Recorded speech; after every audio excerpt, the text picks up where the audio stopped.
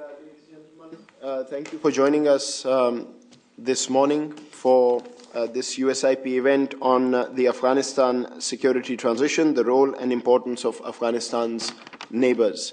My name is Moeed Yusuf. I am South Asia advisor here at the US Institute of Peace and manage the Pakistan program here. This event is being put up by the Afghanistan-Pakistan program at USIP. And USIP is involved on the ground in Afghanistan and Pakistan to promote non-violent means of resolving conflicts. And we've got a fairly sizable programmatic presence in Afghanistan, and less so, but still modest-sized presence in Pakistan as well. But in addition to our programmatic work, we do underpin much of what we do in these countries by our analysis. And Afghanistan, of course, the impending transition there in 2014 remains very important for us, not only in the sense of looking at US policy and what is happening within Afghanistan, but also the broader region and the implications regional policies have for this all-important country. And one of the things we do is use our convening power as an institute to bring together experts to talk on these issues. And today is a great example of that. I may also mention another example, which is an upcoming event on April 10th on the prospects for peace in Afghanistan, where Ambassador Mark Grossman, who's the special rep on Afghanistan and Pakistan, will be speaking here. Steve Hadley, former National Security Advisor to President Bush, will be moderating the event, which will also feature Ahmed Rashid and Niloufar Saki and Ambassador Umar Samad, who's based at USIP. So please join us for that event as well. Today's event focuses on what is often touted as the regional solution to Afghanistan. Every time we start talking Afghanistan and how relative peace and stability can come to it, you'll hear the term regional solution. And yet, there is not much work done on what really a regional architecture means, what it looks like, what, to begin with, are the interests, the positions and the strategies of countries that neighbor Afghanistan, and whether, most importantly, there are overlaps in their positions which can be harnessed and leveraged to bring together a form of a regional solution. Can the US and other parties incentivize behavior on the part of these countries to make that happen? Because the conventional wisdom is that if the region doesn't come together, by the time the transition happens, more than likely there'll be a destabilizing influence coming from outside Afghanistan's borders. So to discuss these issues today, we are very fortunate to have an eminent panel sitting here in front of you. Three experts who've truly studied this issue for a long, long time and who'll be speaking to us today. Just very quickly in terms of format, and I'll introduce them briefly. The full bios are outside, available on the desk. We'll have each speaker speak for about 15 minutes, after which we will open it up for a question and answer session, and we'll have a good 40 minutes or so for that. We'll be covering Afghanistan's immediate neighbors today, Pakistan, Iran, and the neighboring Central Asian republics. We will be speaking in the order of Mr. Abu Bakr Siddiq, who is a senior correspondent covering Afghanistan and Pakistan for Radio Free Europe and Radio Liberty's Central Newsroom, based in Prague. He spent the past decade researching and writing about security, political, humanitarian, and cultural issues in Pakistan, in Afghanistan, and most importantly, in the bordering region of FATA. And he co-authored a report with Mr. Barnett Rubin, one of the earlier analysis of the Pakistan-Afghanistan dynamic when it came to peace in Afghanistan. He'll be followed by Ms. Shehbano Tajbakhsh, who directs and teaches a program on human security as part of the Masters in Political Affairs at Sciences in Paris. She is also a research associate with the Peace Research Institute of Oslo and is doing some very interesting research, case studies on South Asian regional security complex and Afghanistan and the Central Asian regional security complex as a whole. And this would be very interesting, I think, when it comes out. Has written extensively, has also spent time with the UN in a previous life, or the same one, perhaps. Mr. Ali Raza Nader will be our last speaker for the day. He's based at the RAND Corporation as the Senior International Policy Analyst and was the lead co-author of Coping with the Nuclearizing Iran. Of course, Iran continues to feature in the headlines here. He's also served as research analyst at the Center for Naval Analyses, is a graduate of George Washington University. So I want to thank all of you for joining us here. The last reminder, I would not be fulfilling my duty of sitting here if I didn't ask you to please turn off or put your phones on silent.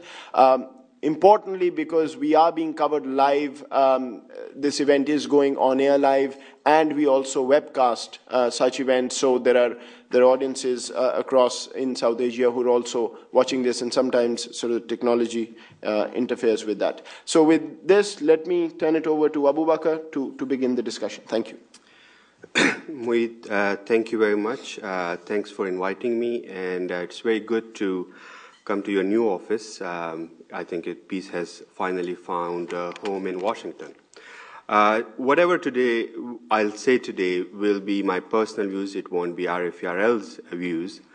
And the main aim of the talk is to highlight, in my view, an alternative perspective, because there is a lot of criticism of Pakistani policies in Afghanistan, Pakistan. My effort has always been to identify areas where there can be regional cooperation and it can bring stability to Afghanistan, but where particularly Pakistan can benefit from that peace and won't be paranoid about a stable Afghanistan. A few days ago, I was reading a book in Urdu, and it was written in 1930s by somebody called Sayyid Sulaiman Nadavi, who was then an Indian writer later on. Of course, he became a Pakistani. And he and Allama Iqbal, the famous poet, and another person, Ras Masood, who was the grandson of Sir Sayyid, they traveled to Afghanistan in 1930s when Nadir Khan was the king. And it's a very interesting account of a journey from Peshawar or Lahore to Kabul and then down south to Kandahar. And the view is very interesting because it's a view of, Afghanistan is an inspiring place for the Muslims of India, because this is, along with Turkey, the only independent country that's free of Western colonization. Compare that to today's views, today's view of Afghanistan, of particularly Pakistani policymakers, people who matter, people who really make Pakistan policy. There is a grand contrast. In my view, what I'll call Pakistan's policy over the past 30 years, if there is a continuation, the continuation is that for Pakistan, Pakistan's policy was always what I will call an Afghanistan first policy. Here is a country which has very good prospects of succeeding in human development, in being a regional leader, in being a model, and also a country that has tremendous challenges, 180 million people, half of them still illiterate, the healthcare. We have still areas in Pakistan like Fatah or Balochistan which are comparable in terms of human development to sub-Saharan Africa.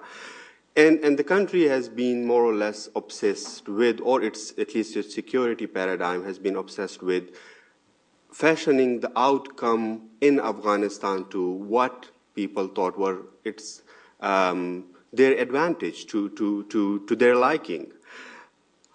And that has, I think, created a number of problems, both domestically. Pakistan has famously undergone this transformation from being a peaceful kind of relatively liberal and tolerant society to a society where there are new conflicts almost every year. Just look at the domestic, the ethnic issues in Pakistan now, and also look at the sectarian issues, the Shia-Sunni conflict. And it also has an impact in Afghanistan, where Pakistan has made clients, but very few sincere friends. This is despite the fact that most Afghans who are alive today have some kind of experience with Pakistan. A lot of Afghans have lived in exile in Pakistan. Most Afghans in their lives have somehow traveled to Pakistan to meet relatives, participate in a marriage, whatever. And yet, if you talk to, and I've done this, from Uzbeks to Tajiks to Pashtuns to Hazaras, one thing that most Afghans agree on is the policies that Pakistan has not done good to us.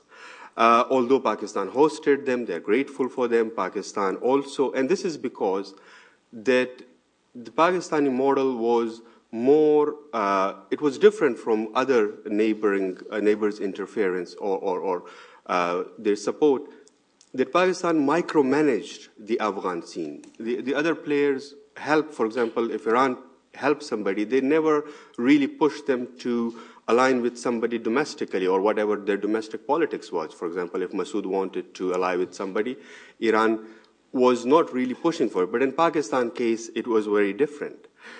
And that has also, in my opinion, created a confusion about what Pakistan actually wants in Afghanistan. Like in 2006 with Barney Rubin, the paper that Mueed pointed to, our conclusion was that there is this big Pashtun problem. The Pashtun rulers of Afghanistan had never recognized the Durand line, and you can bring in peace if the Afghans recognize Durand line as perhaps a soft border, and there can be two countries at peace with a recognized border, and there can be regional cooperation and all that. But I'm not sure if that is the scenario, because one word that I find very problematic is the word endgame. It's a misnomer. This is a country of 30 million people. You can't play end games with a country of 30 million people. Today, when I look at Pakistan's policy in Afghanistan, one thing is very clear, that Pakistan wants an India-free Afghanistan, or at least an Afghanistan where there is less Indian influence and where India is not, in a way, the major strategic partner of Afghanistan. But look at, if you look at recent history, all the regimes who were kind of left to themselves, and particularly this is very true now about Karzai government. Najibullah in 1989 really went very close to India, and India also played a major role in sustaining him for the next 3 years. The same is true today in a way. Afghanistan and India has a strategic agreement. And Pakistan could have prevented that by what I pointed to earlier, by making friends, not just clients in Afghanistan. And Pakistan has a tremendous, in a way, a tremendous constituency to appeal to in Afghanistan, because of all Afghans are exhausted. All Afghans are sick of and tired of fighting, and they want some kind of a peaceful settlement. But the key to that settlement, apparently in most Afghans that I talk to, is in the hands, not in the hands of the US, ironically, but in the hands of Pakistan. And there comes in the whole issue of reconciliation, Pakistan's role, Pakistan's centrality in reconciliation. There can be no intra-Afghan reconciliation unless Pakistan actively helps. We know that Prime Minister Yusuf Raza Gilani recently made a very good statement. That's a very good positive development. And I was in Pakistan in January for 3 weeks, and I heard a lot of positive talk about a new beginning, a changing Pakistan, and that thing. But we really have to feel the effects of those changes. And that can only happen if we feel an active push from Pakistan to reconcile some of the factions, and there are a lot of them, Hekmatyar, Haqqani, some other commanders in the eastern Afghanistan, and also, of course, the famous Quetta Shura, to reconcile with Afghanistan. And it will be a painful process. It will be a difficult process. It will also address the interests, it has to address the interests of other neighbors of Afghanistan. But Pakistan is really the key to this. And in a peaceful Afghanistan, Pakistan will be the main beneficiary. Just consider that today there are like half of, or at least half of, close to half of the population of Afghanistan is Pashtun. And Pakistan has a large Pashtun minority, maybe 30 to 35 million. Historically, most of the Pashtun political movements and most of the intellectual movements were based on the Pakistani side. So the Afghan Pashtuns still look towards Pakistani Pashtuns for inspiration. There is the leadership-to-leadership contact. Every other month, Karzai writes a letter to one Pashtun leader in Pakistan. And I think that can be a good building block. That is, if Pakistan as a state involves its own Pashtuns in Afghan reconciliation, that will be a tremendous breakthrough. But we shouldn't forget about the hardcore, in a way, strategic military analysis, which I think is not entirely wrong, because Pakistanis look at an Afghanistan where the Americans are now rapidly training hundreds of thousands of armed men. And I think people in Islamabad have very strong doubts about the sustainability of that military. Just consider that in recent times, Afghanistan has like a regular military, a regular police force, but it also has a lot of irregular forces, like just all the security guards have now been turned into what is called the Afghan Protection Force, 20, 30,000 people with guns. And Pakistan has seen that these people, I mean, this kind of military force can easily turn into militias. And then, of course, Pakistan has to deal with it. But this should not give Pakistan an incentive to invest only in some kind of militant groups or extremist groups. It should also give Pakistan an incentive to do more human development, to understand Afghanistan better, and to promote peace among Afghans. The basic point that Pakistan can do and begin with is to just simply leave Afghans to resolve their differences. It doesn't matter, it shouldn't matter to Afghanistan if Karzai is ruling Afghanistan, or if tomorrow Mullah Omar or anybody, or Gulbuddin Hekmatyar, Rabbani's son, or Abdullah is elected by Afghan people to rule Afghanistan. It shouldn't be a problem.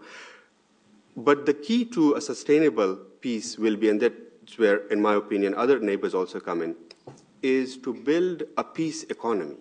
And Pakistan is, again, the key to it. If you look at Pashtun economy in both Afghanistan and Pakistan, most of it is trade and transport. And what you need for trade to prosper and for transport sector to grow, you need peace. A Pashtun driver, most of the narrow trucking industry is also manned by Pashtuns. So it can have many forms. For example, the whole Silk Road thing, or like South Asia, Central Asia Connect, Iran Connect. Pakistan already has tremendously benefited from the economic boom in Afghanistan in the past 10 years. It's just a matter of policies. And one last point, Pakistan also has to do maybe painful but really necessary reforms, internal reforms, which will greatly affect the situation in Afghanistan. And FATA is on the top of those reforms. We know that Pakistan has introduced some reforms, but those are not enough. Pakistan needs to fully integrate FATA into its mainstream. Thank you. Thank you. Thanks a lot, Abu Bakr, also for sticking to the time. So you've set a good precedent here. May I now turn to Ms. Tajbakhsh to give her views. Thanks. Thank you very much, Mr. Yusuf, and good morning to everybody. And I was just telling Mr. Yusuf that they all have one country, I have 5, so I need 5 minutes more, if you don't mind. We have 5 Central Asian countries that I cannot lump into one. It's a big pleasure to be at USIP. First time I'm speaking here, although I'm familiar to Washington. I went to Georgetown here, so it's very nice to be back here. See a lot of familiar faces. there has been quite a lot of interest in regional approaches, lots of meetings in the past couple of months. We have met a lot of the people in the audience here together, also with Mr. Yusuf in conferences in Berlin, in Barcelona, in Istanbul, etc. Everybody's looking for the question of regional approach. As Mr. Yusuf was talking about this PRIO project, Peace Research Institute of Oslo, which is also a partner of USIP, we are doing a project with the director on the regional security complexes around Afghanistan. I've published 2 case studies that are available on the website of PRIO on South Asia, on regional security complex, on Central Asia one that just came out, and I'm working one on the Gulf and the regional security complex in Afghanistan. And also just a prelude that I did work with the UN Regional Center for Preventive Diplomacy on a regional project on counterterrorism last year. That was my life before he was talking about. And through that project, we were able to actually sign a regional strategy on counterterrorism. It was an EU-funded project, which was, for Central Asian countries, a real, it was the first in the region, let alone for the countries of Central Asia. With all of that prelude, and before I also start talking about the interest of Central Asia, as Mr. Yusuf asked me to do, I wanted to frame the question of the regional approach, because I think that even though it goes beyond my Central Asian case, it comes from the experience of the Central Asian countries and the Central Asian countries, and it does really shape a little bit. I'd like to frame a little bit about discussions in terms of what is this regional approach, because what are we looking for? Obviously, as Mr. Yusuf said, there is very different understandings of what is this regional problem and what is the regional solution. I think that there's absolute, whose positions are we looking at when we're talking about these types of a problem. When we say regional problem, about Afghanistan, we usually think that if the NATO and the American troops come out, the regions go in, because they are interested outside, and they would be playing proxy either through their co-ethnic groups, or they would play directly roles in influencing the government in Afghanistan after 2014. This is what's the so-called regional problem that we're talking about. But if you look at it from the Afghan government's point of view, the regional problem is that it doesn't have any respect in the region. Afghan government's sovereignty, future viability is very much under question by its region. So the Afghan government wants its regional solution is respect from its neighbors. The American government's regional problem is Iran. Is this going to be the next Iraq, the next Afghanistan? Are we going to have a war with Iran? That is the regional problem of Iran. Taliban have a regional approach. Have you noticed that the Taliban have gone to Iran to conferences? They have meetings in Central Asia. The Taliban have a very, very strong regional strategy, actually, I would say. The regional countries themselves, their regional interest is to be at the table, because somebody said in one of these conferences, a Brazilian author's quote, if you're not at the table, you are on the menu. So there's this kind of a feeling that, well, we might as well be at that big, heart of conference, Istanbul process, etc. Because if they're going to discuss something without us, it's going to be against us. This is why Iran actually engages in a lot of these meetings, which everybody's surprised. But of course they would come, because otherwise they would be on the menu. This is so for my first, my first plea, or my first kind of argument, excuse me, one second, is that we have to at least separate the regional problem within Afghanistan, which is the subnational problem, which is the ethnic problem, which is the problem of national reconciliation, and the regional problem outside of Afghanistan, which has to do with a region, a larger region, where there's extremely little trust and a lot of actors involved. We keep talking about, near neighbors and neighbors that are not that near, and then a little bit further, and then further, and some countries are not joining this near neighbor group that are sitting in extremely far regions. And so therefore, but it's a region where it's quite different than what happens within Afghanistan and within what happened. Now, the regional solution so far has been either too narrow, AFPAC for too long, as if the entire problem of Afghanistan has been Pakistan, AFPAC. I've always been joking that enough of AFPAC, there is also other countries. Either that narrow or extremely broad. The heart of Asia, Istanbul process, where you get everybody sitting around the table, which means that in a region where there's so many dynamics, so many security problems, security dynamics between countries, to put them all around the table is basically to make sure nobody is a non-spoiler, but we don't really get much ahead, right? So the large problem, the large solution has been either too narrow or too solution. Now, what kind of precondition would be necessary in order to actually have a viable regional solution or to actually start going towards a regional solution? Again, when I'm saying these things, I'm not off my talking points from Central Asia, because this is all the things that actually have come around with my consultations with Central Asia. This is, for example, recently there was one person who's very close to the Uzbek government. I met in one of these meetings I've been gone to, and since it was off the record, he got up and he said, I have 3 questions. A, will Karzai stay?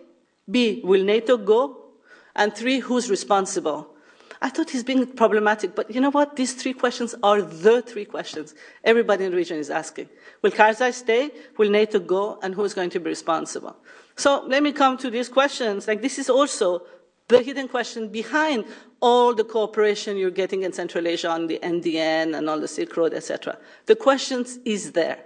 So the first problem is what? I'd like to add 2 more to the problems that this person from Uzbekistan mentioned. First of all, obviously, there is no confidence in the region. It is a region where there is very little confidence among the countries. But does that mean that we have to solve all the problems of confidence around the region before we solve the problem of Afghanistan? It's heart of Asia, which means there is the problem of the Kashmir, there is the Russia-Central Asia problem, there is the Iran-Saudi Arabia problem. Do we solve everything before we solve Afghanistan? Or do we actually have a process going at the same time when we actually have the kind of a principle of non-intervention, neutrality, sovereignty for Afghanistan, and confidence building for the region? Right? Second problem about this kind of a regional approach when it's so big, that we actually think that we actually have a region that can come around Afghanistan. Now, there is a liberal view and a realist view. The liberal view that has been promoted a lot in the US and in the international community, that because the countries of the region, including Central Asia, Pakistan, Iran, have common interests in defeating non-state actors, drug traffickers and terrorists and extremists, etc., that they are going to come around and cooperate. Hence, or because they have interest in trade promotion, therefore, they will come together. That is the kind of liberal approach that, we'll have trade as the thing that will bring everybody together. But there is the realist view that actually says, in the presence of anarchy, which I would say the region definitely applies, we actually have a lot of countries playing their own interests, security dynamics within each other. India, Pakistan has their own security dynamics. Central Asia, China, Russia, Central Asian countries, which I'll get to, have their own, etc., etc. So, compounded with the lack of capacity and lack of sovereignty of the Afghan government, everybody plays their own security problems. So, the question is really, do we have a region? Are they really viable together because they have common interests? Third problem, there is a lack of trust in the future of Afghanistan. And let me be the bearer of that message, because I've heard it so many times, and it seems that we should be in denial if we think that there is a mistrust. I actually have mentioned this to government officials in Afghanistan, that there is quite a lot of mistrust in the future viability of the Afghan state.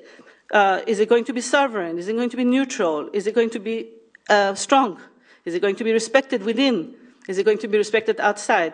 Does it have good governance? Is it going to go through decentralization? Is it going to go through anarchy? Is it going to go through separation and secession? Is it going to have ethnic rule, reconciliation? All of these questions are in everybody's mind. The fourth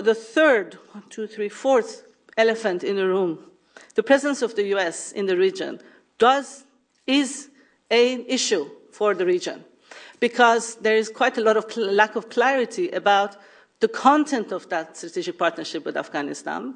And because of the less than good relations between the US and Iran, the question is, for at least the Central Asian countries, about how much there is going to be aggression vis-à-vis Iran using the bases that are, for example, in Manas and in other places.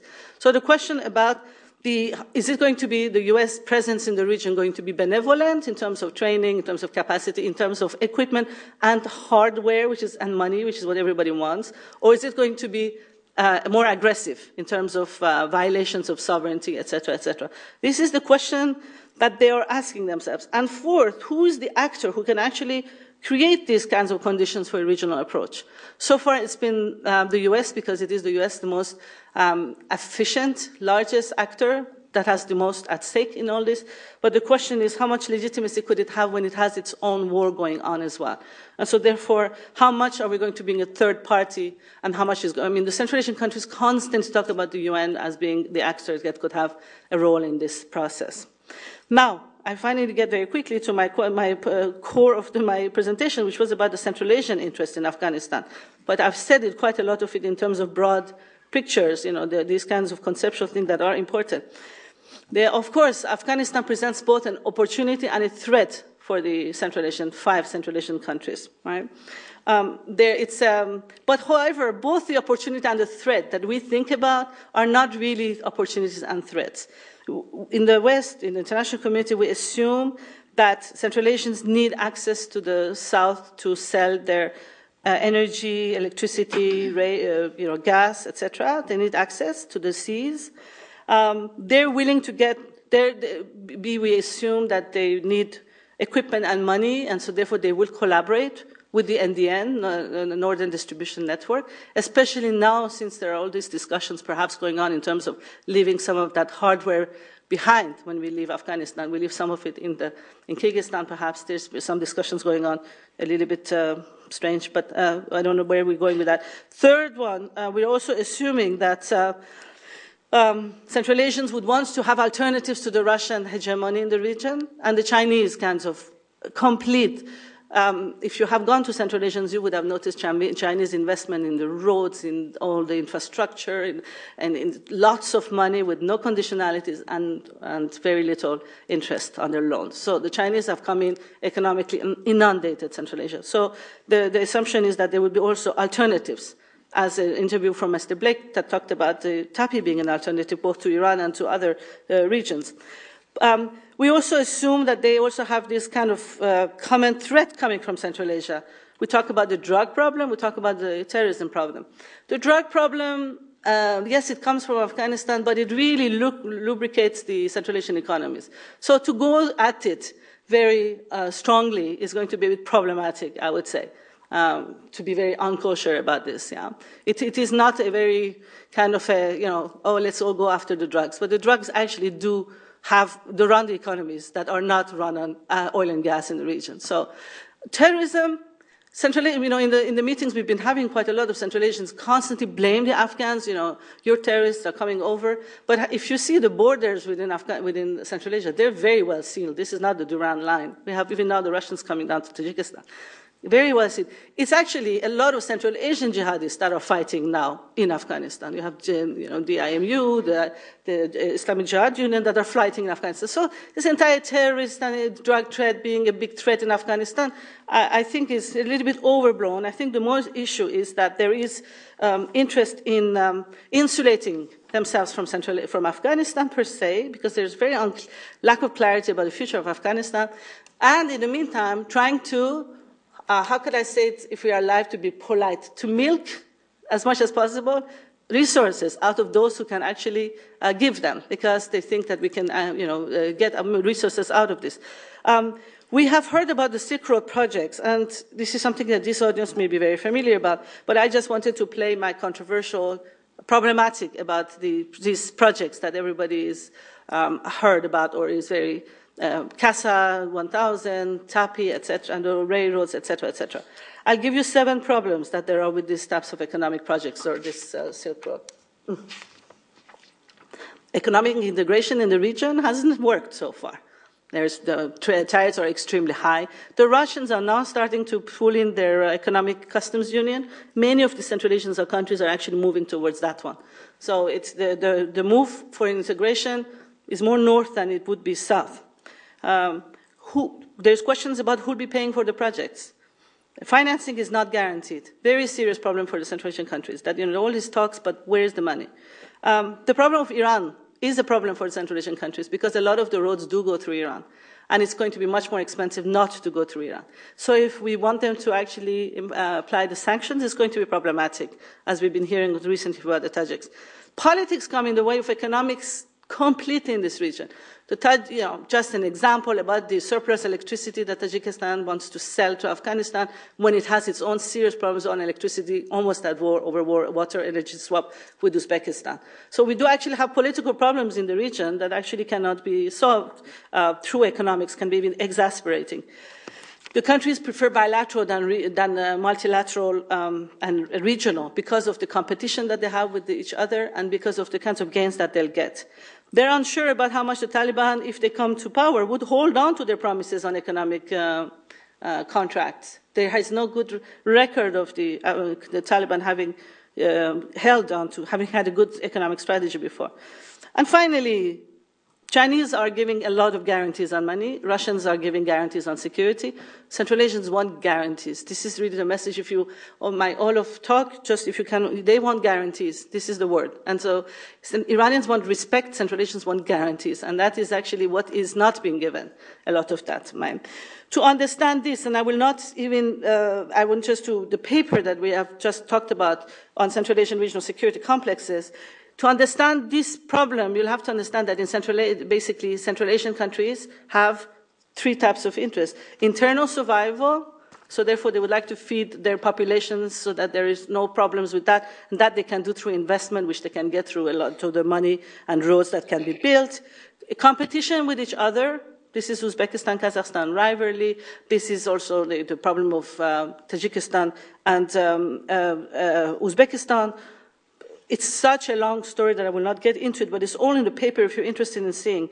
And so therefore, when you have a situation in the region where there's a lot of competition rivalry, they draw in the global powers rivalry along the lines of their own rivalry. And in that region, the global powers have a kind of a dual approach. Either Central Asia doesn't matter at all, it's a periphery of the periphery, or Central Asia is actually the core. There's been both Russia, China, and the US have played this type of a very different ambiguous role on Central Asia.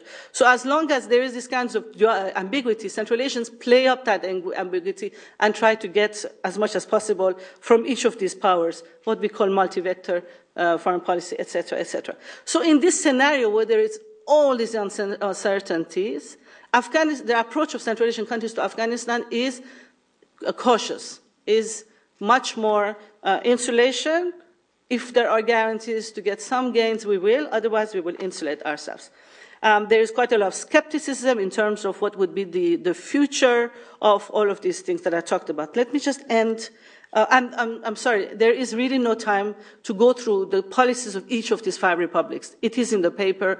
Each of these countries have given some indication of their interest in a political settlement by themselves, playing a role in that, and an economic game. So it's all in the paper, and you will see that they're quite divergent because in each role, they play their own interest. So finally, what would be the final, a kind of a final solution that would be good for this region?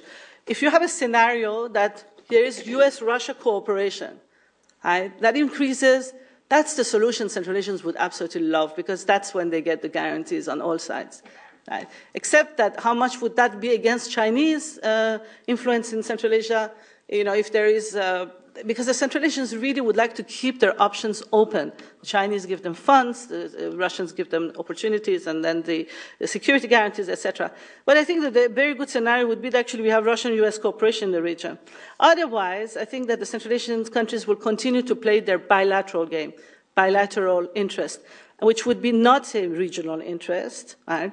And they would concentrate on community issues, etc., or insulation, which then, in the long run, I actually believe that we need to have a lot more of a regional approach than a bilateral approach for the Central Asian countries, because in the long run, they will not have their benefits. They will have more competition and more conflict within each other, within themselves, if we actually promote the bilateral approach as opposed to the multilateral one. But at the same token, for the Afghanistan and the big region, I do recommend more of a bilateral approach to the big Heart of Asia countries, where I think that my recommendation would have been to actually have a third-party negotiator do bilateral discussions with all the neighbors about the different problems that there are, while there is this confidence-building measures that are ongoing. And the confidence-building measures could be extremely small. And Mr. Siddiq talked about Trade, trade and transport, I would say that even more interesting than that is counterterrorism. Counterterrorism is something that we can all agree on, and it's something that the states can and have proven the record of being able to cooperate. And in the couloirs of doing counterterrorism cooperation, there's quite a lot of confidence building that can come out. I'm sorry I went off much more. Thank you. No, thank you. That's fascinating. As you told me before, you had 5 countries, not 1 country to cover. So I think you've done fairly well. Ali, if we could turn to you, please. Good morning. Thank you, USIP, for inviting me to speak about Iran and its interest in Afghanistan. Usually, Pakistan gets most of the attention when it comes to Afghanistan.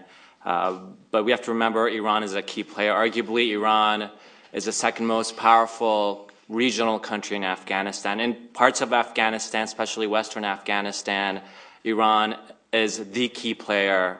Iran also has a lot of influence in Kabul with the Karzai government as well and other various actors.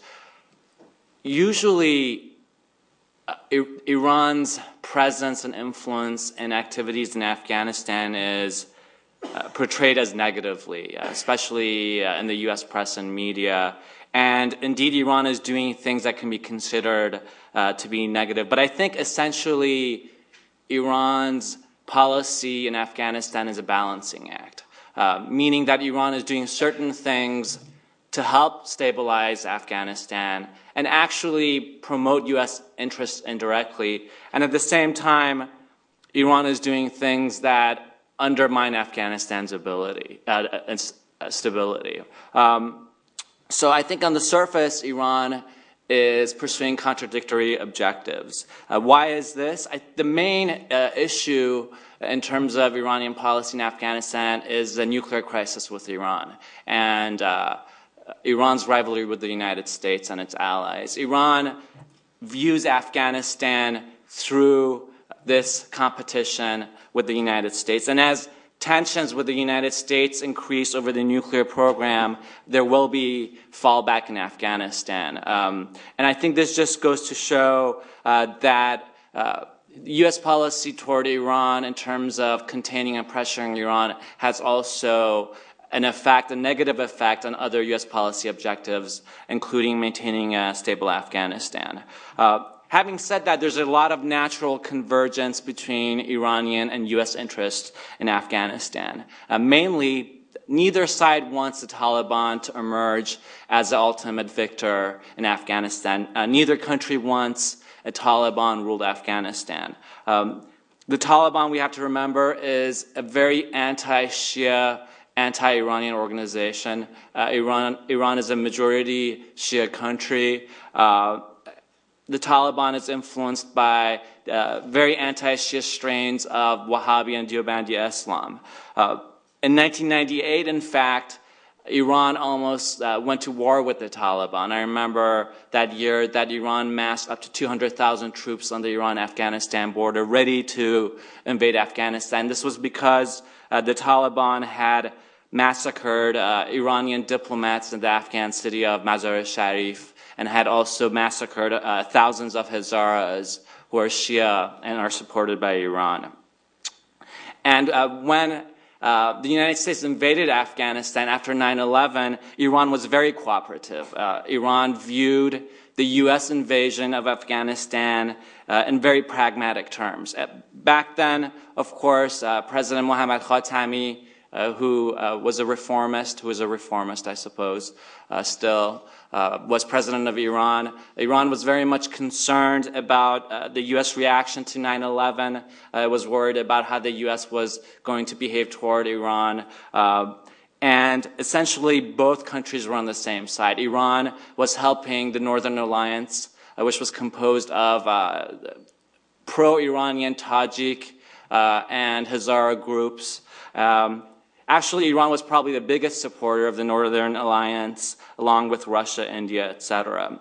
And there were even reports that Iran helped provide intelligence to the United States in battling the Taliban. The former commander-in-chief of the Iranian Revolutionary Guards, Mohsen Rezai, in an interview, stated that there were Iranian intel officers embedded with Northern Alliance units, and they were helping U.S. forces combat the Taliban.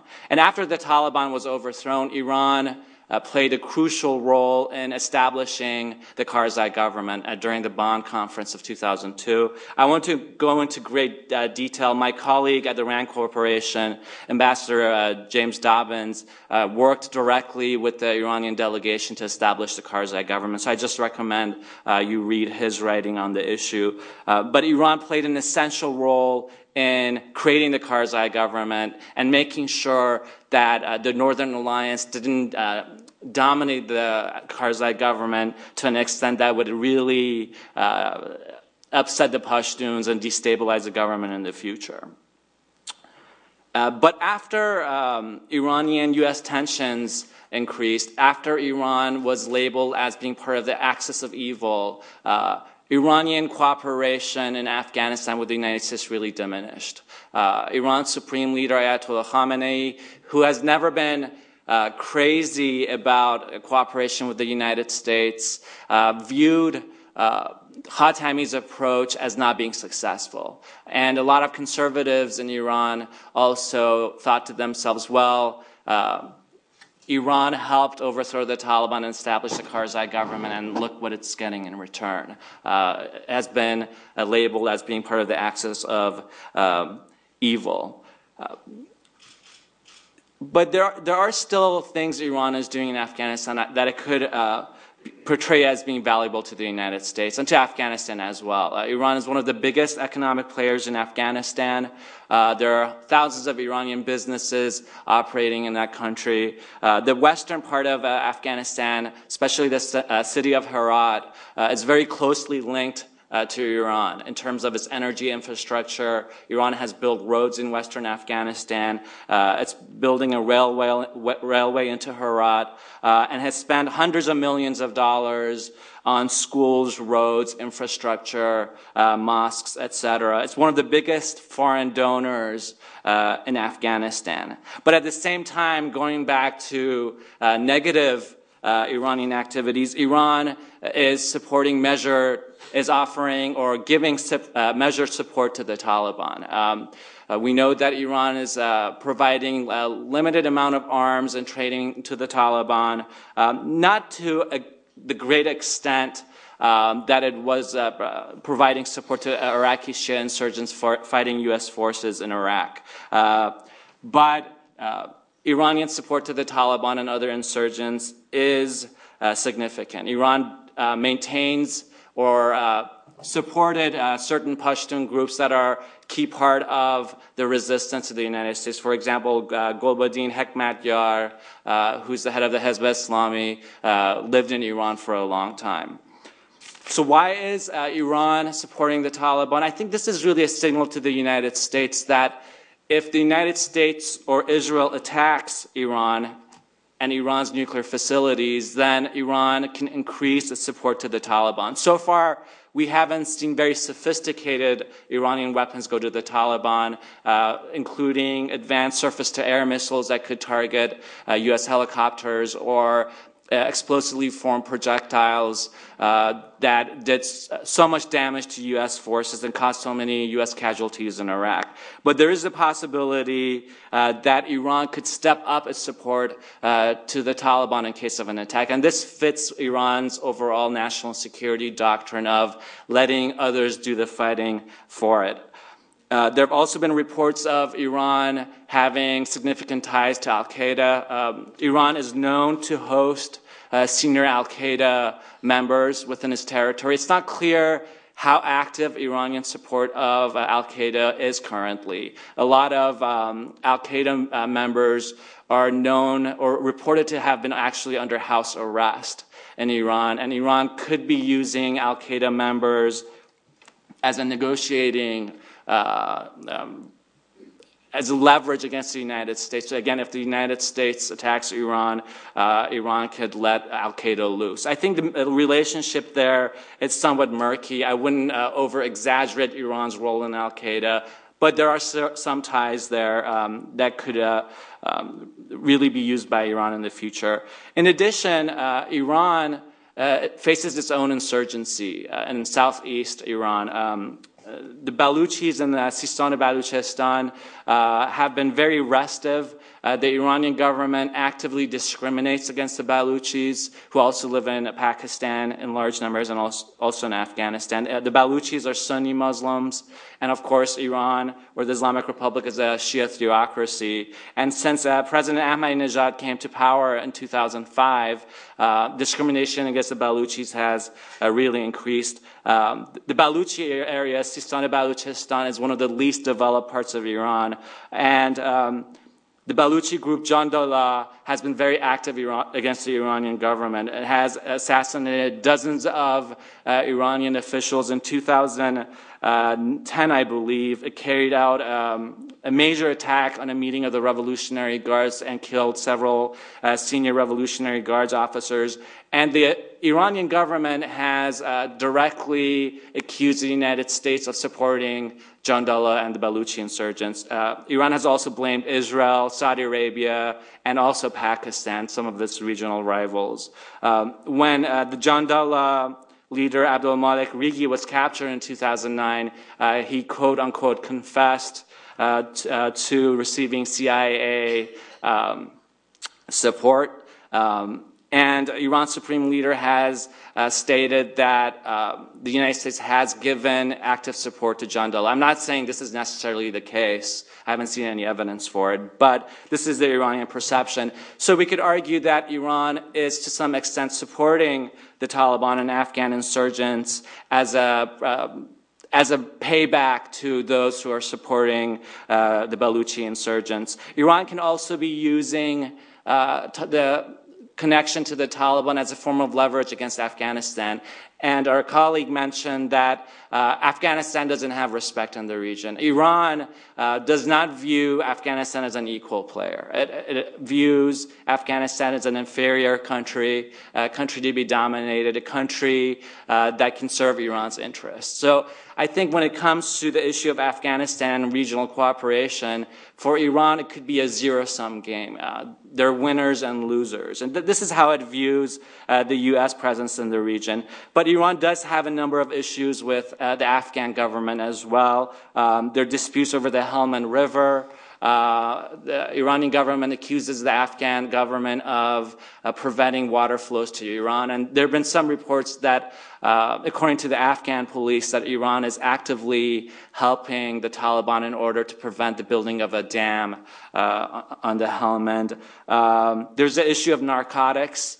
Iran has one of the highest addiction rates in the world. There are literally millions of Iranian heroin users. A lot of them are young. And Iran has spent hundreds of millions of dollars and has lost thousands of lives trying to protect the Iranian-Afghan border. So this is a major issue for Iran. And often the drug flow is cited as a reason for regional cooperation, and not just regional cooperation, but cooperation between Iran, the United States, and international forces in Afghanistan. But at the same time, there have been reports that the Revolutionary Guards, which is very active in Afghanistan and is to a large extent responsible for Iranian policy in Afghanistan, is involved in the drug flow. We know that the Revolutionary Guards is involved in the underground economy in Iran. They're involved in illicit activities.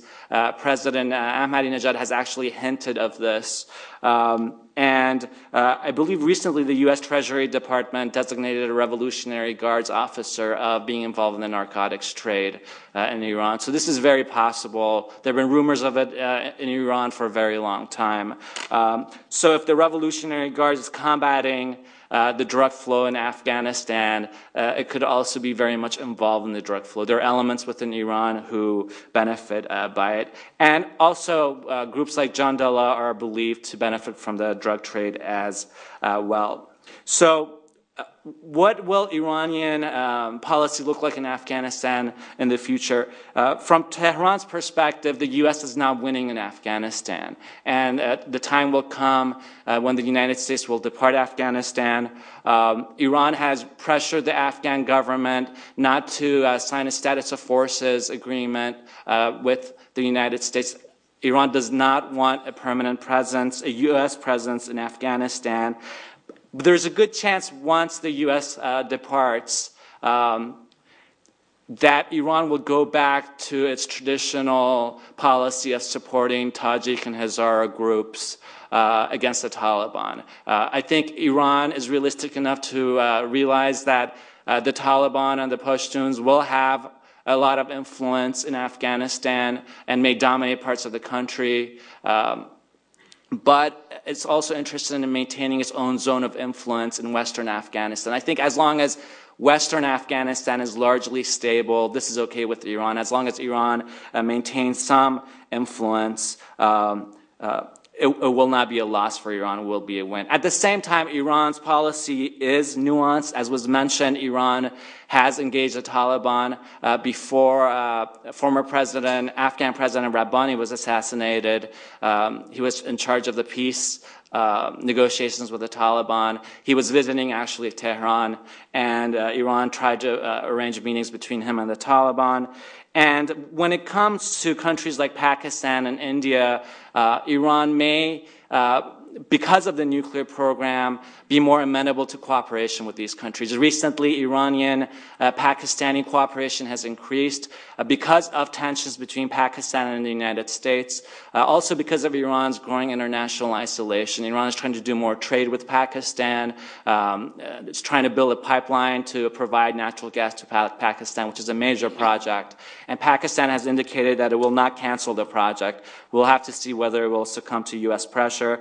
So yes, Pakistan is a rival of Iran in Afghanistan, but Iran also needs Pakistan for other reasons, including because of its deteriorating economy. On India, there's a lot of Indian-Iranian convergence in Afghanistan. Both countries are dedicated to fighting the Taliban. India has supported the Northern Alliance in the past, and India also relies on Iran to ship goods through to Afghanistan. India helped Iran build a port called Chabahar, which is using to ship goods. So it'll be interesting to see how the regional dynamics between India, Iran, and Pakistan will shape Afghanistan's future. For Afghanistan, because it's a relatively small country surrounded by big countries, I think it will be hard to come up with a regional solution because all of these countries have their own very specific interests that are at times contradictory. Thank you. Thank you. Thanks a lot, Ali. You've ended on a rather pessimistic note. Let me see if I could sort of just bring a question each to you to start the discussion, and then we'll open the floor for questions and answers. I believe we have mics. Aisha has a mic which will come to you. So please identify yourself when you comment or ask a question, and speak into the microphone for the benefit of those who are watching this on the web or on TV. Abu Bakr, you talked about sort of Pakistan and what it needs to do and the changing policy. But you also started by saying that Pakistan's major concern in Afghanistan is India. Can you get Pakistan to do this as a realist, rational actor, the kind of things that you had mentioned, without working the India-Pakistan peace at the same time? Or can you see a situation where Pakistan could become, or could do some of the things you've mentioned, without the India piece being worked, or without its concerns about India being assuaged? Shermanu, you talked, I think, mostly from a realist paradigm where the problems are, and some of the projects that are being put out may not be as realistic. Is there an issue of timelines then? Is it an issue that some of the sort of projects that we've talked about, which can bring peace, the trade, the transit, is a long-term measure, and they're only pie-in-the-sky kind of ideas right now, whereas the transition is coming in 2 or 3 years, and the region is looking at that and perhaps starting to hedge its bets because it thinks that things may not fall in place.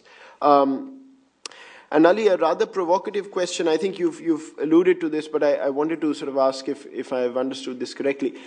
If I follow what you're saying, then could one conclude that in US policy, Iran's isolation or the problem with Iran trumps the need to get Iran to work positively in Afghanistan? and I'll leave it at that. So if you could get brief answers, and then we'll open it up. Sure.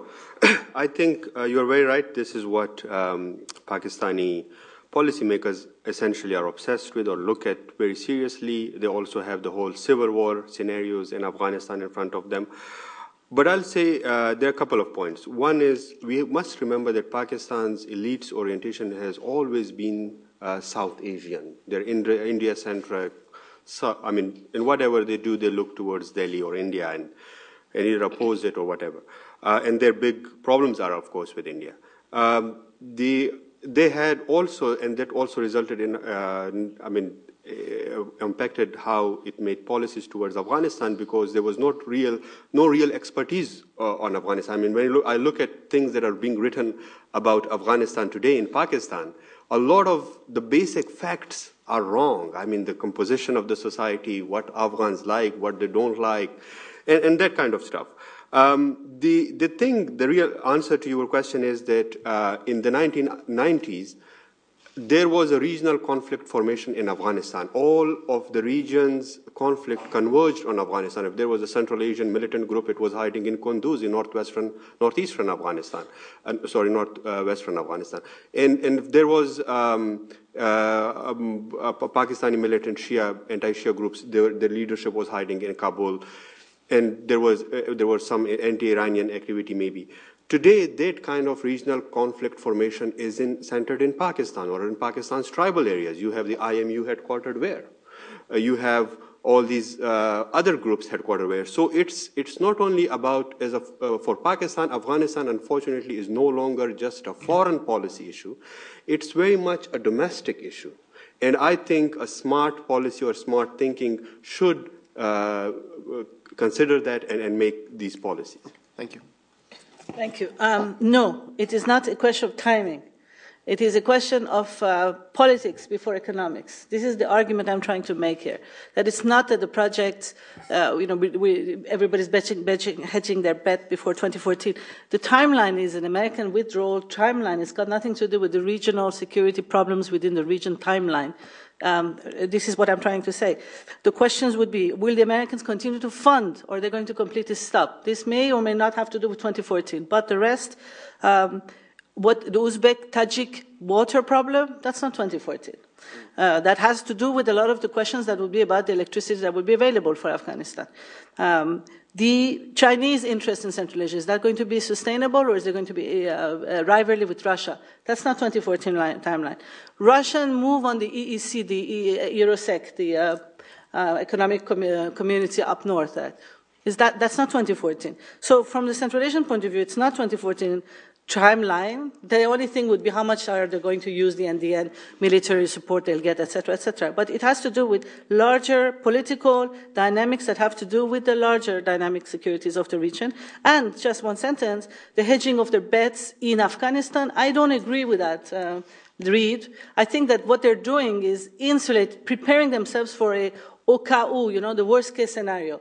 If there is going to be a situation where the Taliban come into Afghanistan and there is no national reconciliation, and the Taliban start pushing north, and then we have the Black Whale separation, and we have a worst-case scenario of civil war, which was your scenario the other day, upon possibility, then every country would want to have a region where they would insulate themselves from the rest.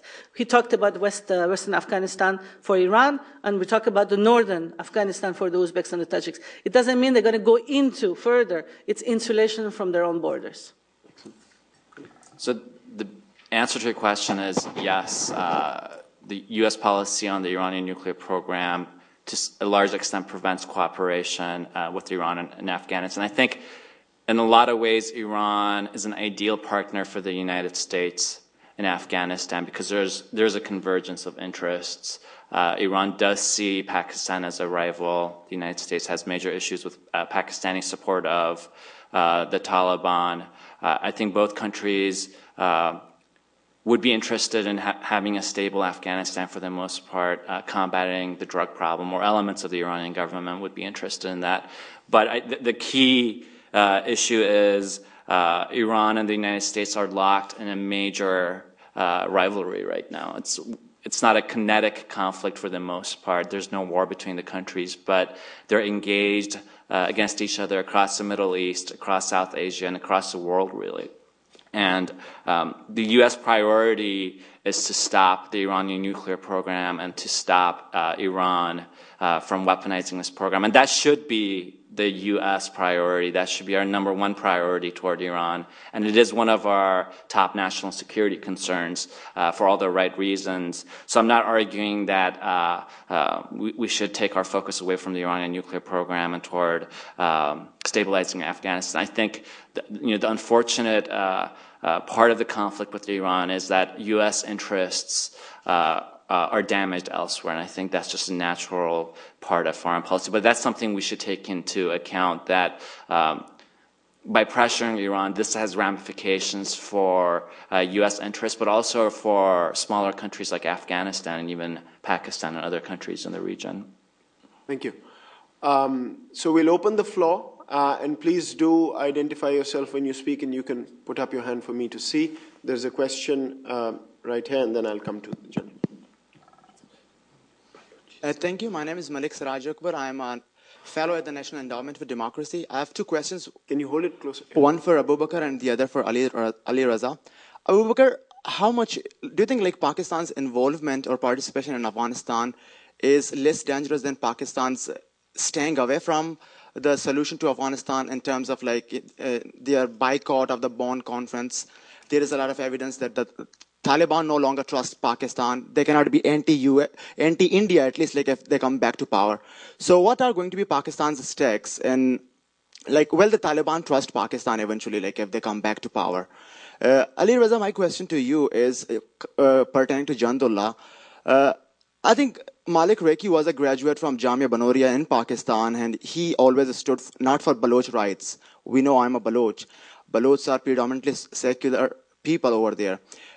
Malik Reiki represented the rights of the Sunni Muslims, and he looked at Pakistan as a typical example of a fantastic Sunni state. So how would Pakistan, or why would Pakistan support Jandullah, which is a force that idealizes, that idealizes Pakistan and also idealizes Al-Qaeda?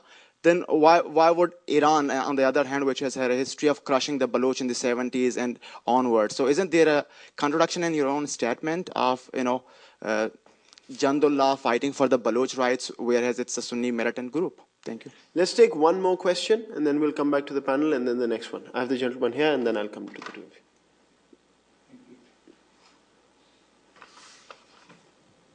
you. Thank you. My name is Kadir Amiria. I'm sorry, I'll have to keep repeating this. If we can hold the mic very close for the people watching on the web. I'm Kadir Amiria, Dr. Amiria, a former member of faculty of GW.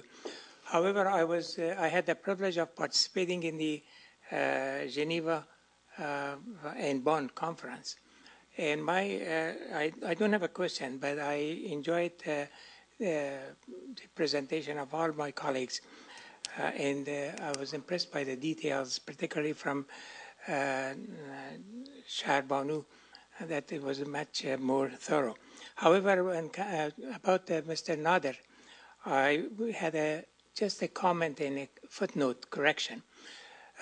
You mentioned that Iran was supporting the Bonn conference and approach.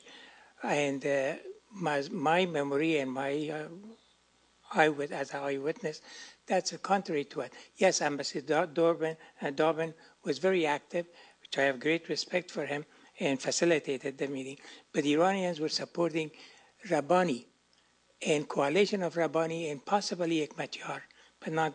And then finally, they realized that there is no way to that. And that's why their faction, which is called Cyprus faction, in protest, they did not participate in the government of Karzai.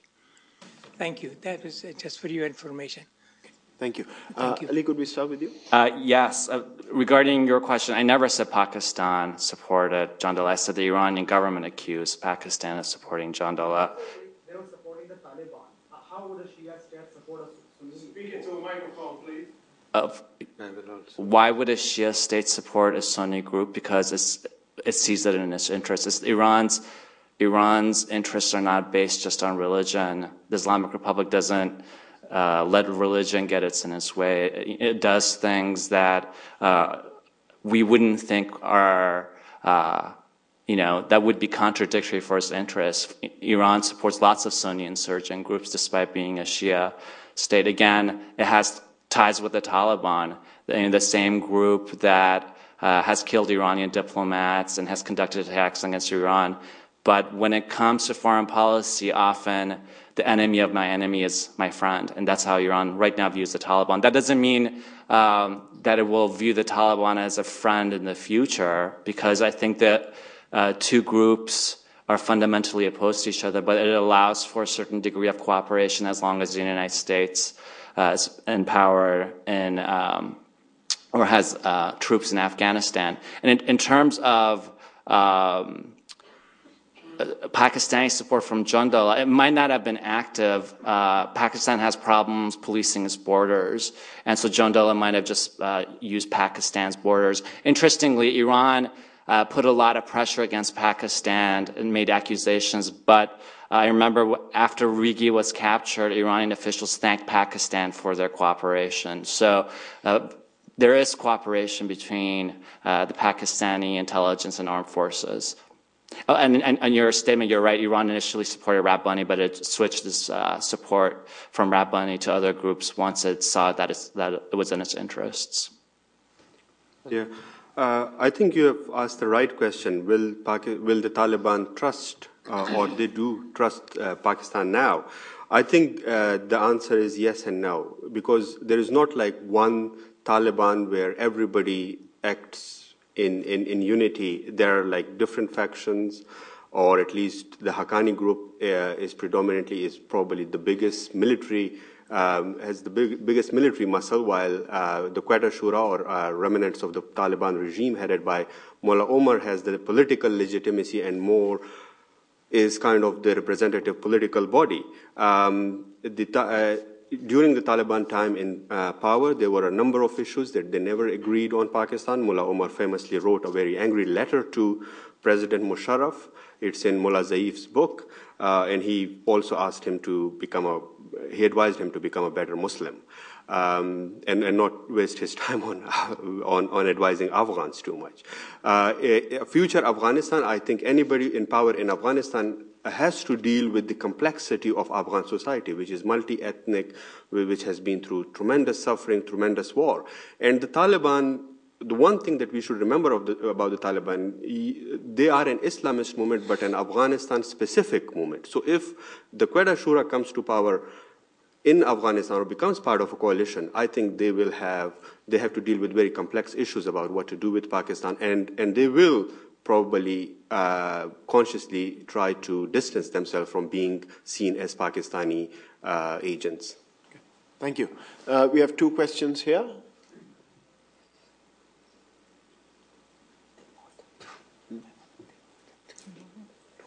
Thank you very much. I am Muhyiddin Tojev, a visiting scholar at the George Mason University. I have actually one question to Abu Bakr Siddiq. If I got you correctly, you pointed out that Pakistan needs to make reforms, to implement reforms. Could you please elaborate on that? What kind of reforms do they need to implement? And my other questions to Khanum Shahrbanu Tajbakhsh. So, you pointed out that Afghanistan is seen both as a threat and opportunity for Central Asian countries. One of the threats is the issue of drug production. So you have been making research in the region for a long time, I think. So could you please let us know what kind of solution can be seen as a way to reduce the production of drugs in Afghanistan? Because this is another. If I may ask to ask another question. I think let's go to the others. If you have time, we'll come back to you. Okay, thank you. There's a gentleman right behind you. Thank you very much. My name is Ajmal Ghani from the Afghanistan Council. I want to congratulate you for a great panel, but still no Afghan representation. When we talk about regional, it would have been great to have one. Let me give you a perspective on the Afghan side. The Pakistani side are not trusted by Afghans. As simple as that. I haven't seen anybody beside Ahmad Rashid, even in Washington, talking about Afghanistan with respect. Iran, I think you hit the nail. Great. The one thing that you're mistaking, Afghanistan is not a small country. It's the size of Texas. Yeah. It's a big country. It's a huge country. And in the 2009 elections, Iran had a huge impact with the money that they give to the candidates. Surprisingly, the North Central Asian countries have behaved greatly. And the Chinese have gone capitalist on us in Afghanistan.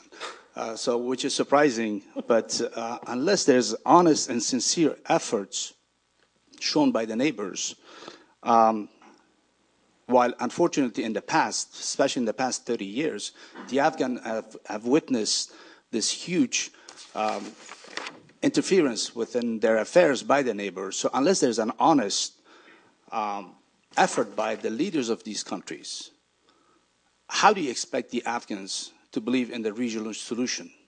They have to go with the big powers, with the strategic partnership and all that. So the question is there. Okay, thank you. Yeah, sure. About the question of reforms, the reforms that I wanted to advocate or see were reforms in FATA, domestic Pakistani reforms, about the status of FATA, federally administrated tribal areas. It's still ruled under whatever a leftover colonial regime. In last year, there were major reforms, some reforms initiated, but those are not enough in my view, because just think that people in FATA, ranges from estimates 4 million to 7 million residents. They're not still covered by the constitutional clauses that guarantee fundamental rights. So they're not equal Pakistanis in a way. And there are reforms models, Pakistani political parties, by and large, kind of agree on it, but because they're military operations, so, and one step back has been the introduction of this law called the Action in Aid of Civil Power, which is a temporary law, at least it's for 2 years, but it's not a good law because there are no, the procedures are not, it doesn't guarantee fair trial in a way. About your observation about Afghanistan neighbors, one of the problems that we deal with when we talk about cooperation among Afghanistan and neighbors, it's a disparate region. The interests of Pakistan, you cannot compare them to the interest of Turkmenistan in Afghanistan. And it is a region that has famously, in a way, gone back from a region where there was regional cooperation. All the Central Asian states were part of Soviet Union, but today they have mined their borders. Some of them, for example, Uzbekistan with Tajikistan. So regional cooperation is not easy. And you also have to consider other regional powers. China, this is the region where all the big powers live, most of the big powers, China, Russia, India, and also, of course, Middle East. Okay, thank you. On the drug production, obviously it is a big problem in the Central Asian. It's a health problem. There's much more addicts now than there was before. It's now even being seen in the HIV infections. But the Central Asian countries have not been as vocal as Russia has been about the failure of the NATO and American troops to curb production in Afghanistan, which you know that the Russians have been quite adamant about the fact that the NATO and the U.S. troops had to eradicate narcotics.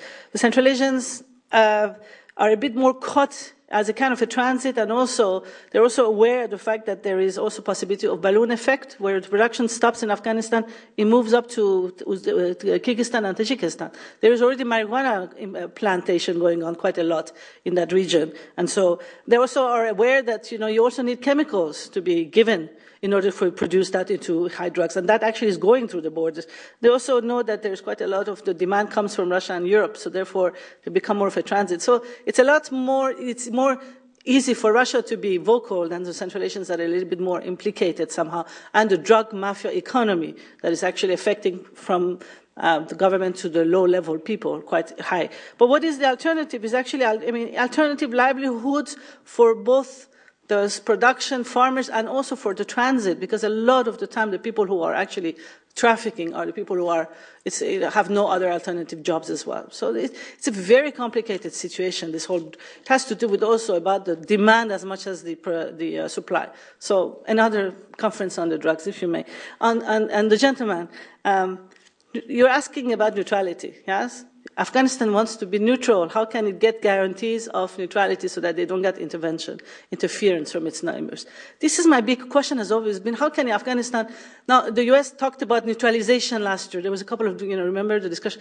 Neutralization was a dirty word. You neutralize it, scat, but a country is a bit difficult to neutralize. So neutralization was not the right word, but neutral Afghanistan is the right word. And so the question is, how do you actually create that? And it's not really possible to actually have verification regime. You saw the Heart of Asia countries in Istanbul did not agree to all of that. They agreed on, which is exactly what they had agreed on to the Kabul Declaration a decade ago. But I think that it's possible to do neutrality in action and not necessarily just in words. And neutrality in action is both ways, where there should be, again, guarantees that Afghan soil is not being used for attacks on the region, and the region does not also. Do you have a solution? We won't be able to hear you without the mic. Thanks for the comments. You're exactly right. Afghanistan is not a small country. When I use the term small, I meant that Iran perceives it as a weaker, smaller country. And, although there's a lot of cultural, historic, religious affinity between Iran and Afghanistan, Iran still views Afghanistan as really a playing field in its competition for the United States. When we talk about regional solution, but what is the regional problem? I'm not sure if there's a regional problem for a lot of these countries. Iran's problem in Afghanistan is that the United States has a presence in Afghanistan. The solution is for the United States to get out and not have long-term presence. That for us is not a solution. That is not in U.S. interest, but that is in Iranian interest. And as long as Afghanistan is going to be divided and have a relatively weak central government, I think to a large extent it is at the mercy of its much more powerful neighbors, especially given that a lot of its neighbors are undemocratic countries that are willing to use force to achieve their means. Thank you. We have a question here. Thank you. I have a question with Abu Bakr Siddiq. You talked about regional solution. If you remember in 1996 era, there were like 6+2 formulas, meetings in Tajikistan, Pakistan. I would think Afghans see the regional countries as a solution, not a solution, but the problem. And also you discussed the economy to legitimize the Pashtun economy. We know that most of the Pashtun economy is Pashtun considered is a trade, but that's smuggling. And what steps can be taken to legitimize Pashtun economy? Thank you. Okay. I think, for most people in the border region, and they're not only Pashtuns, they're also Baluchis, they're also Nuristanis in the extreme, there's Chatralis, people along the Durand line. The basic question is of survival, so they don't worry about what is legal or illegal. I think a number of steps can be done. For example, just bringing the tariff levels of the two countries together, so it will cut down on, for example, why would you buy a Japanese TV in Peshawar from a smuggled Japanese TV for 5,000 rupees less when you can get it on the same price, which is like regularly imported and all duties are paid. So they're minor, not very big issues. The big problem is, I challenge is also, I think, the Pashtun relation to the state. They have very different experiences with the two states they live in. In Afghanistan, they were the dominant ethnic group. They have a very different perspective on things. In Pakistan, they were the people who fought the most wars against the British in all of South Asia. 90 years of a century of warfare, small and big if you count it. And then in Pakistan, being a minority and have these grievances. Sometimes I joke with my Pakistani and Afghan friends, some of our Afghan minorities have the same grievances like Pashtuns and Baluchis in Pakistan have. So the key question here is more people-to-people contact, more government-to-government discussion on these issues. The governments I don't think that the government really discuss these issues. They discuss maybe for example, Karzai's big demand has always been, during the past 2 years, to be given access to the Taliban leadership in Pakistan, or for demanding from Pakistan to bring them to table. But I don't think he has ever had a detailed plan of how to go about regional cooperation. Okay. Unfortunately, that's all the time we have for questions. I want to bring it to the panel to give them one last word before I wrap up. So, Ali, if you would. One last word. Okay. Like I said, I think there is convergence between Iranian and U.S. interests in Afghanistan, but I don't think we will see anything come of that convergence as long as the Islamic Republic is in power in Tehran and it pursues a nuclear weapons capability and is at odds with the United States. Given the situation between Iran and the United States, I don't see a lot of positive policies coming out of Iran unless the U.S. withdraws from Afghanistan. And even then, I think Iran will play the role of a bigger power and neighbor taking advantage of Afghanistan. A quick comment and a final comment on what Ali was talking about. It's not necessarily, my view on this is not that Iran does not want the U.S. in Afghanistan. In 2001, Iran helped the U.S. go to Afghanistan. It wants that the U.S. does not use Afghanistan to attack its soil. It wants that it recognizes the cooperation that the Iranians can give on counter-narcotics and etc. It wants the U.S. to give it recognition of regional leadership. Ponder on that. And also it would like it to separate the dossier of the nuclear from Afghanistan. Well, these are the demands on that side. And I agree with you. I just don't think that the United States and Iran can come to terms on those demands. Those are not things that we can give Iran. Okay, just my final words is, it's that even though I have been a realist on this, I actually do believe that diplomacy can save the day and should save the day. I think that, obviously, let us consider that it may not be about Afghanistan. And the solution to your problem, that how can we get the countries not to interfere in Afghanistan, is actually understand that each of these countries or groups of countries have their own security problems. Iran, the Kashmir problem, the Iran problem, the Gulf problem, etc., etc. So you do actually need to have diplomacy to go around and at least hear out what are their concerns that is not about Afghanistan. And even if we cannot give them guarantees, at least to kind of separate the problem of Afghanistan from the problem of Kashmir, from the problem of India, from the problem of China, from the problem of Russia, from the problem of Sunnis, etc., etc. Give Afghans breathing space. Within Afghanistan, they may have their own conflict, they may have their own problem, but it is separate from the regional problem. And that's where you get your neutrality. I just have two observations. One is that if, we have basically run out of time in resolving the Afghan conflict. And there are a million other conflicts waiting for us. For example, the whole water issue between Afghanistan and its neighbors, Pakistan, Iran primarily, but others. And there is the whole population dynamic, the energy issues. And the other thing, one key thing for Afghanistan, Pakistan particularly, is that there is need for encouraging internal debate within Islamists. Islamists elsewhere in the world are changing. We have Erdogan in Turkey. We have people following him in Egypt and Tunisia. Something like that needs to happen, particularly in Pakistan. Thank you. Thank you. Thanks a lot to the panel and the audience. I just want to remind you again, April 10th, we have the event on prospects for peace in Afghanistan. Ambassador Mark Grossman, Mr. Steve Hadley, Niloufar Saki, and Ambassador Omar Samad. So we will definitely have an Afghan perspective there. And I want to sort of stress this point that I think more than most places, you have USIP having brought genuine voices of all strands of opinion from Pakistan and Afghanistan to speak, and we'll keep filling your inboxes with other invites.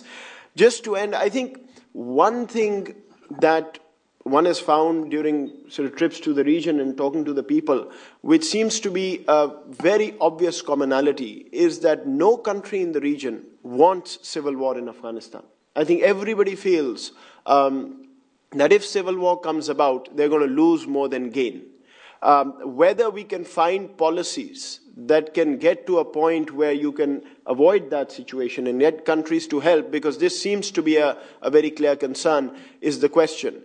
But one, can you unpack nuclear and Afghanistan when talking to Iran? Can we get US and Russia to talk about Afghanistan while the other problems may continue? You've seen the Pakistani foreign minister recently go and meet the leaders of some of the northern factions. Now, this is not common. So there may be some ground for hope here, where countries are realizing that if a linear path is drawn forward, you may end up with a civil war that could damage each of these countries, and of course, most of all, Afghanistan.